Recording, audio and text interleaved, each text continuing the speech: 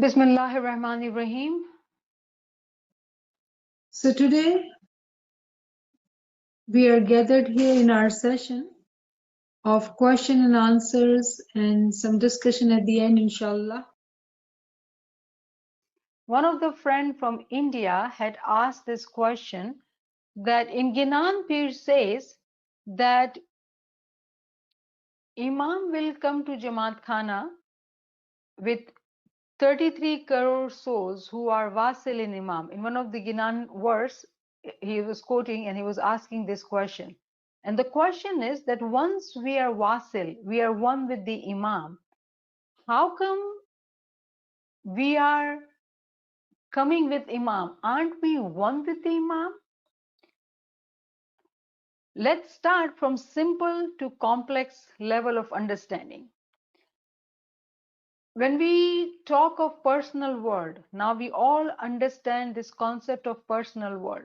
And we have understood that in our personal world, we have millions and millions of souls. We have frozen souls and we have souls which are activated, which are alive now, living souls. They all are there in personal world. As Maula Ali has said, that you think of yourself as a small being, but actually you are within yourself whole universe. All the souls of the whole world are present within you as an essence.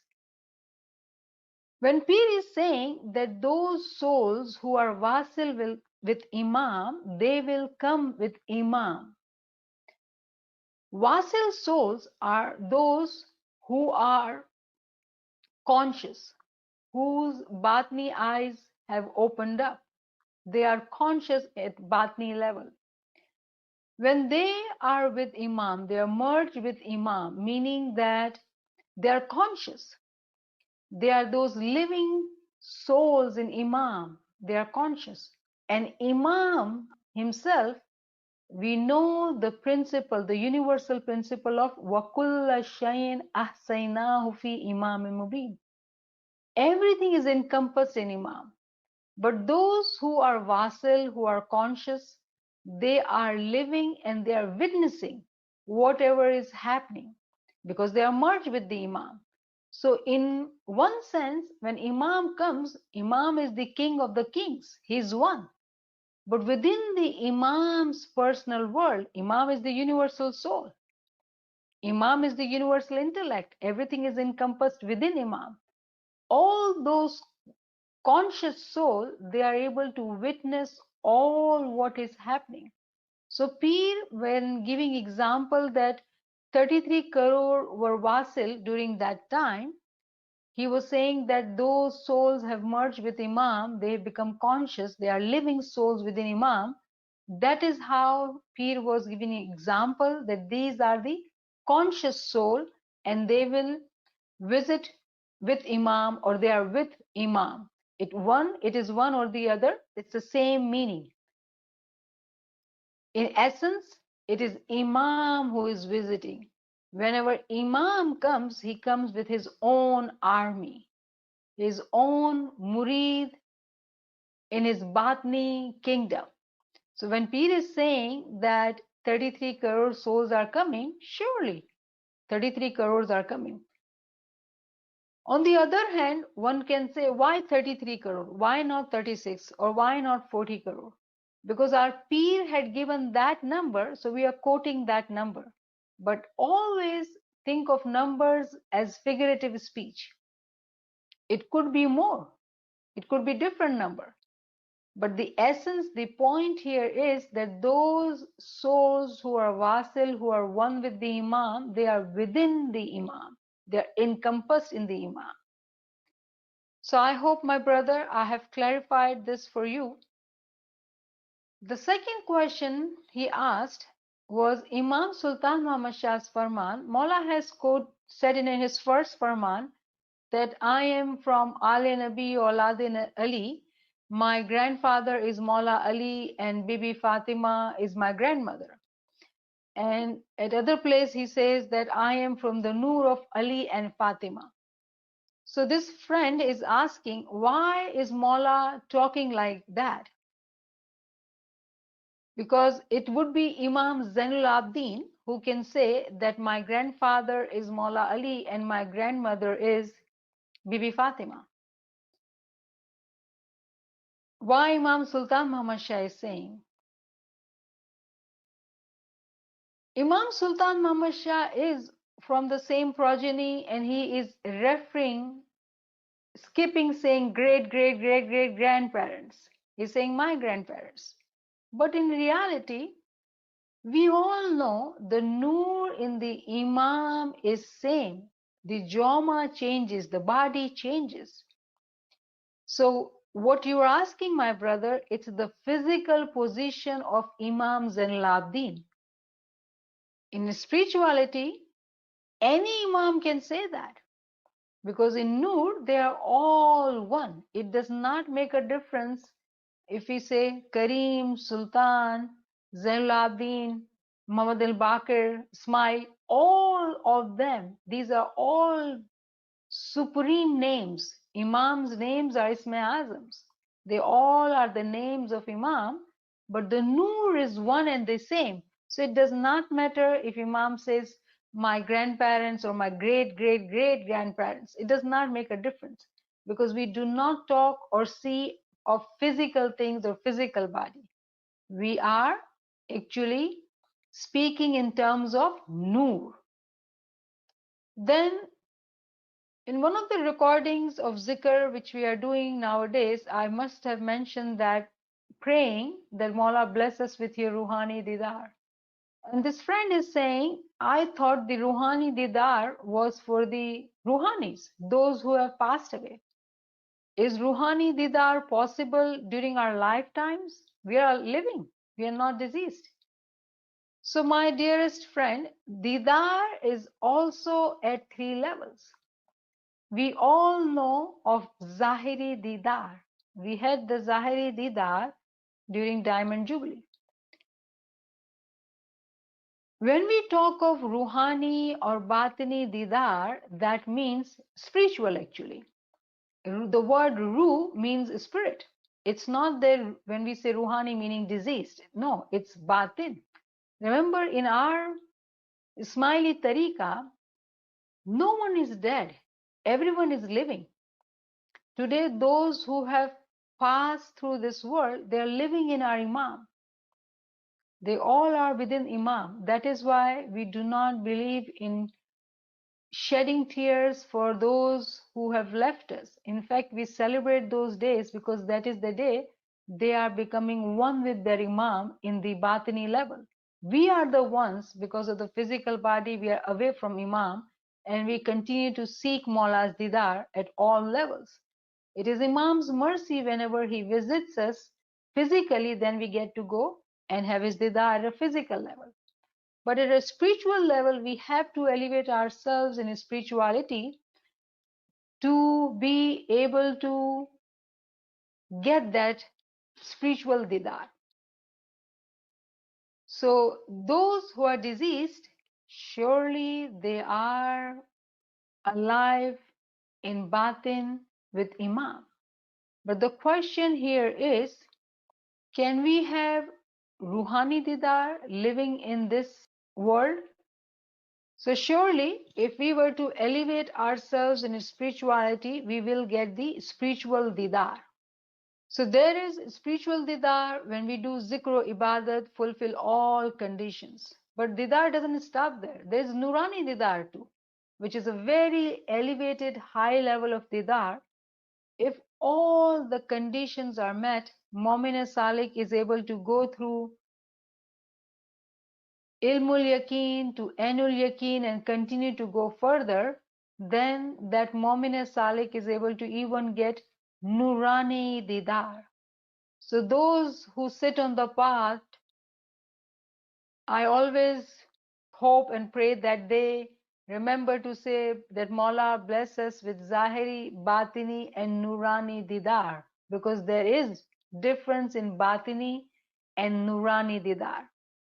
Batin is at the level of soul and we strengthen our soul through Zikr Ibadat. But when we talk of Nurani Didar, it is higher level. Let me give you another example.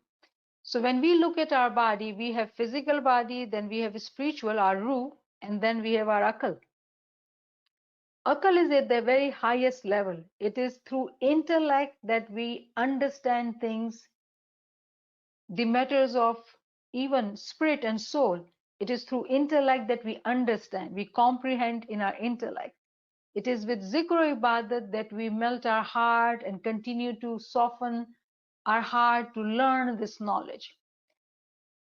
At the level of heart, when we are doing zikr ibadat, girya and we are able to see that didar, it is ruhani or batini didar. But at the level of intellect, when we are able to meet all the conditions of physical requirements, spiritual requirements, and intellectual requirements, walking on the true knowledge journey, continue to seek knowledge, then we ourselves elevate ourselves to get to that level that Mawla can bestow on us Nurani Didar. If one were to see the Nur, but if they don't have the knowledge to understand the Nur, they will be confused and they will not understand what gems Mawla has given to them. So Nurani Didar is the most elevated Didar. So Ruhani Didar, yes, we are able to get this Ruhani Didar during our lifetime, and we should be seeking that during our life. And interestingly, yesterday only we were talking about different types of khidmat, and someone asks, what do you mean different types of khidmat? So let me go in detail of this khidmat question. So we hear friends when they are not able to attend classes, they say, oh, I have a part duty, or I have a reza committee or seva or shoe company seva. And we feel since very young age, this seva we have been doing, and we feel that, and we do know that it makes us happy, and we do not want to miss that seva. The question arises, these are all physical khidmat. Which one is the most important khidmat? All these examples of seva I just mentioned, they all are counted as physical seva. I'm using my body, doing the riyazat of serving, helping Jamaat, doing physical seva. In context to the same question, someone asked that time and knowledge seva, can it be only physical seva or it can be higher level of seva? Now, when I say higher level, remember it's a spiritual khidmat or intellectual khidmat. Yes, time and knowledge khidmat time can also be physical, it can be spiritual and intellectual, actually at all three levels. And I was discussing this question with one of the friend and they helped me with this example. So when we talk of the physical khidmat, what happens if someone is sick? You are not able to give your duty. Someone else will take care of that duty for you. Or if you are working in a store or your employee is not coming, you are not able to find replacement, what would you do? You will take care of your work, your business, and somebody will, do the seva for you. Mawla's work never stops. It continues and someone can fill in for you. But in context of khidmat, there is a question here. What if I die today? Let's say I had a part seva today and I'm here attending this ilmi class and I'm not giving that duty. Someone will take care of that part duty. The part will not be empty. But today, if I die, have I fulfilled all my obligations, my physical and spiritual? Have I recognized my Imam through true knowledge? Have I been regular in my ibadah? Mawla has said that we will be judged accordingly from both the aspects. So once a week, if I'm attending this ilmi classes, ilmi session, is that enough for myself? Have I prepared myself with this knowledge? With ilm, amal, zikro, ibadat, with giryazari? Have I paid or given similar attention to my need to learn this true knowledge as I have given the importance to my secular education. For work, if I were to be, doing a business or employment, whatever it is, I would make check and balance sheet to monitor time logs or employee presence or whatever example you want to take in your accounts. You would be making sure that these records are maintained. For our spiritual life, do we have any accounts kept? If we sleep tonight and we do not wake up in the morning, have we done any preparation? So these are some related concepts, when we were discussing, I thought I would share. So the khidmat is first at a physical level. When we are children, back home, the khidmat starts from cleaning the Jamaat Khana, brooming or mopping or whatever. First, cleaning is the first task which is given to you. And then you go to shoe company or water company, and then you continue to go to, Nandi or Pat. That's how, you start doing your physical seva. But our being is not limited to only physical seva. What about my spiritual seva? What about my intellectual seva? Because if I'm not just the physical body, there are higher level within me, so there has to be a seva of higher level. So when we talk of spirituality, when we do zikr ibadat, a generous moment will always start the prayers with for Jamaat first, the whole humanity and the Jamaat first. And then those who have hurt us, or given us problems, first we would pray for them. And then if time remains, then you would pray for yourself. So generous moment starts with the Jamaat, family, all those who have created problems in our lives, first for them, because Momin wants to keep their heart pure and clean, no grudge, nothing. And by praying, we let go of all the baggage in our heart. And praying for those who have hurt us has also helps us in doing Girya Uzari. And that's how we continue to clean our heart and let go of all those things. So when you sit for zikr ibadat and when you pray for your jamaat, your family, whatever treasure you have collected, whatever sawab or rewards you have collected in your spirituality, you are sharing with your jamaat in a spiritual sense. You're praying for whole jamaat. So that's higher level of khidmat. So whenever you do zikr, it's easy. Whenever you sit and do this zikr, pray for everybody. But then khidmat doesn't stop there. There is a higher level than that, and that is intellectual khidmat. When we meet with, Jamaati members, all our friends here, we are living physically, but spiritually, we haven't had the right food and the water to be alive. Surely, during the time of COVID, it has helped us to come across these sessions, this true knowledge session, that we are getting this food for our intellect, food for our soul, and we are waking up step by step. We are waking up, we are coming to life. In Quran it says that if you were to give life to one soul, if you were to give life to one soul, it is as if you have given the life to whole universe. All the souls within our body which are frozen, if that Momin and Salik is able to attend this ilmi session and comes to life, through this session, that Momin has come to life. Just one Momin who has found the path and walking on this journey has become the lover of the Imam. It is like you are bringing that Momin to come to life. So in other words, working for true knowledge, helping Jamaat get the knowledge which would help open up their intellect, make their heart softer, make their heart pious, bring them out of the darkness, and help them come close to the Noor of Imam. That's the higher level of khidmat.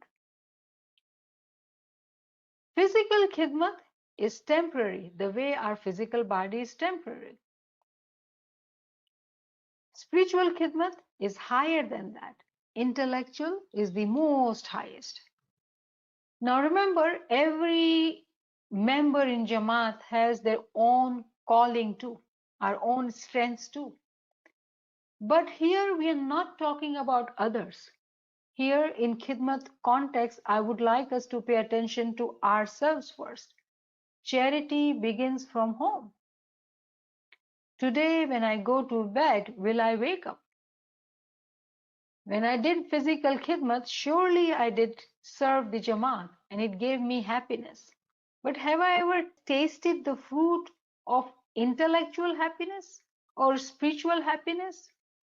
Have I ever thought that I have had Zahiri Didar and it made me so happy, so shukrguzar? How happy I would be if I were to have Ruhani and Nurani Didar. What would be that like?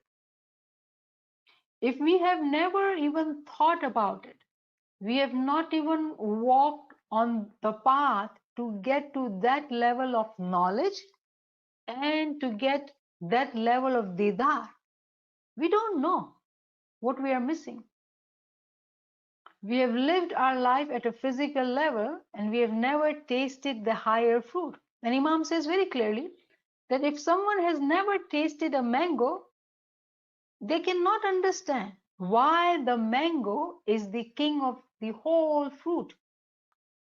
So this was, I hope, enough explanation about the types of khidmat.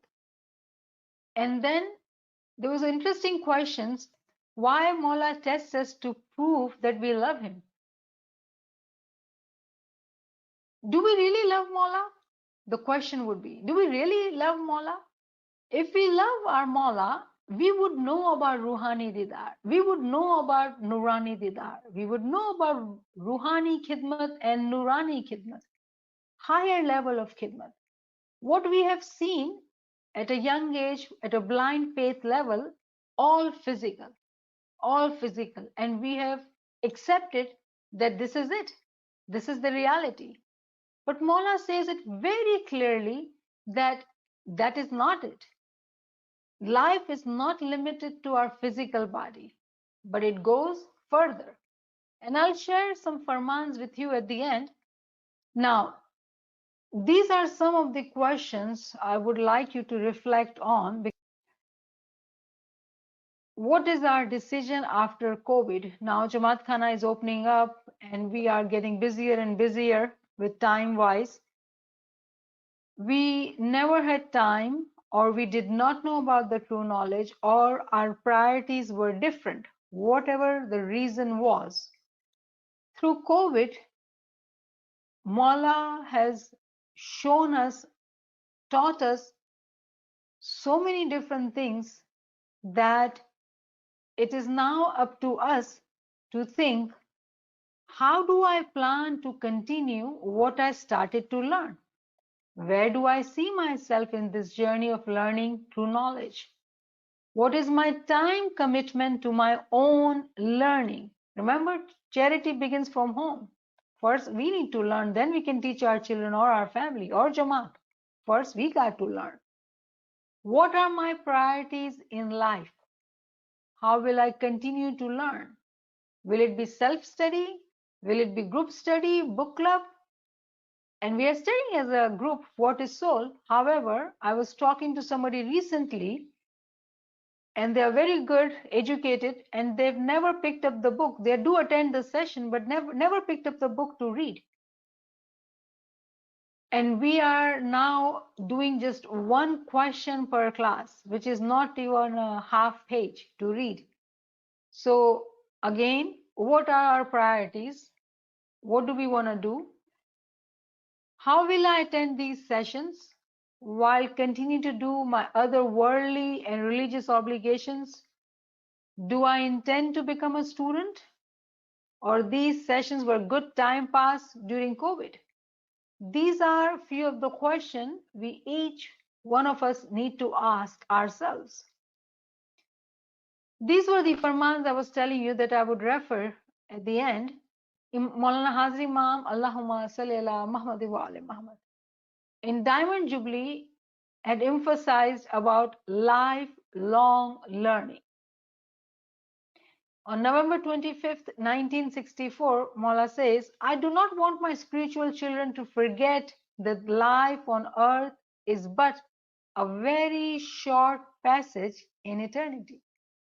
So this is not the reality with which we are very busy. We were forced to have time. We were forced to change our priorities, and we have seen a different dimension of our being which we were neglecting. So what are our choices now? This Farman is from Darkhana, India, November 2nd, 1973. Mullah very clearly says in this Farman, Allahumma salli ala Muhammad, the soul is created as is given physical form. And we are told in our faith that during the time in which the soul is given this physical form, which is the time in which we are physically alive on this earth, there are certain things that must be done in order to live in accordance with our faith. And then Mullah says, at the end of your lives, you must ask yourselves the questions. Have I fulfilled during my lifetime my physical, material responsibilities as well as my spiritual responsibilities? And remember that you will be judged on both. If you fail in one or in the other, you will be judged accordingly. If you have succeeded in both, I believe that during your lifetime you will first of all find happiness. And I do not mean material happiness. I mean spiritual happiness. Alhamdulillah, subhanallah. Allahumma salli ala Muhammad wa ala Muhammad. Do we all seek that happiness? If we do, what is our decision? So I would like to end here and hear your thoughts. So we continue this journey. Ilm never stops, but what I'm saying in other words, that our commitment needs to improve. It really needs to improve. Otherwise, we will miss this opportunity which Maula has given through COVID-19. He stopped our lives. So we pay attention to things which we were not paying attention to. And now we know that there is more to what we were seeing in our lives. So we now need to prioritize our lives differently. We are students. Lifelong learning, Imam has said. Diamond Jubilee occasion was there. Imam came, gave Isme Azam. We all said Ibadat. But that's not the only thing what Maula did. Maula gave us title of Dais, and those Dais were very intellectuals. And if we are even potential Dai, let us work and study to seek Maula's mercy to make us actual Dais. And he, during the Diamond Jubilee, said lifelong learning. So when we are saying lifelong learning, we do need to open up books and we do need to start learning. So if we do all that, inshallah, our progress, will be faster. One way it's harder. Anyone has any other comment, any suggestion? Remember, I'm not going anywhere, so you can always text me. Please do not hesitate to text. All right, friends, it's 9:22. I'll take your leave, inshallah. We are planning to meet from Monday to Friday every day for Giriya Uzari because it's Imamat Day. We want to do more Giriya Uzari, melt our hearts, and prepare our, earth, the earth of our heart, make it so soft. So when Imamat Day is there, Imam sits in his darbar and he rewards and he bestows his mercy. We are so ready to absorb every drop which rains upon us. Ameen, Ya Rabbal Alameen. Shukran lillah walhamdulillah. Yali Madad, Yali Madad. Maulali Madad. Yali Madad, thank you. Bless you. Ameen. Thank you, Ma. Thank you, Yali. Yeah, Madad. Yali Madad. Yali Madad. Yali Madad. Yali Madad Niamat Abba. Yali Madad. Yali Madad. Time. Yali Madad. Yali Madad, Yali Madad.